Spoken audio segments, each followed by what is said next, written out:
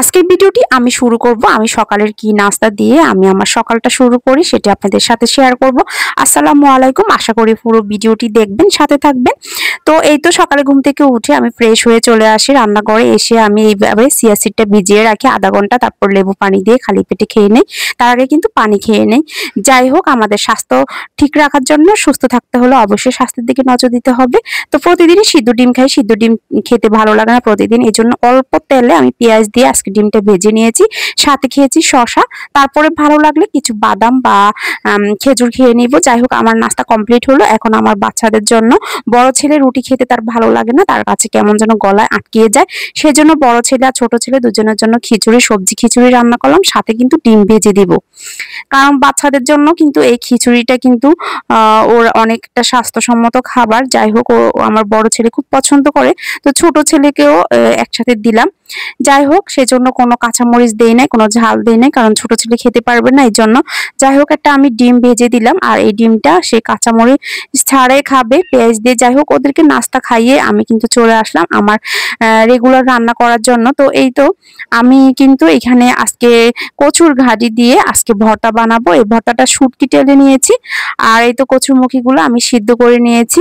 সিদ্ধ করে এটা চুলে বাকলগুলো ফেলে দিয়েছি। তারপরে কিন্তু এটা আমি এখন বেটে নিব। এটার সাথে কিন্তু আপনারা যে কোনো ধরনের শুটকি দিতে পারেন। আমি শুটকি টেলে নিয়েছি, এখানে মরিচ দিয়েছি, শুকনো মরিচ। তো রেগুলার আমি যেভাবে ভর্তা বানাই, আসলে আমার ভিডিওতে আপনারা একটা না একটা ভর্তার আইটেম দেখেন, কারণ আপনাদের ভাইয়া ভর্তা অনেক পছন্দ করে, আমার কাছেও ভালো লাগে। তো যাই হোক, ভর্তা আসলে একটা থাকে আমাদের। যাই হোক, ভর্তাটা এখন কমন হয়ে গেছে, আমারও এখন ভালো লাগে বানাতে। তো এই তো ভর্তাটা বানিয়ে নিলাম, আর এইখানে কিন্তু এটা ভর্তাটা আমার হয়ে গেছে। এটা কিন্তু নারকেলেরও ভর্তা বানিয়েছি আর কচুরমুখীর ভর্তা বানিয়েছি।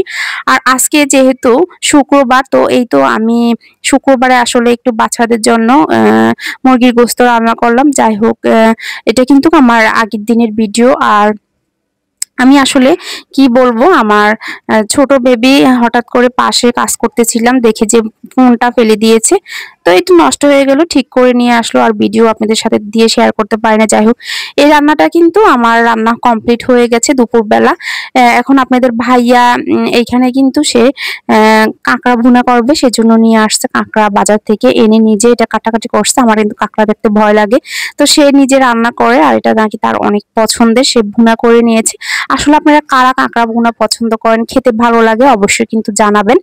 তো এই তো সে এটা করে নিয়েছে, আর আমি এটা কিন্তু করতেও জানি না, কারণ এটা কাটতেও জানি না আমি। তো আপনাদের ভাই এটা খুব পছন্দ করে কাঁকড়া হাড় চাবাতে।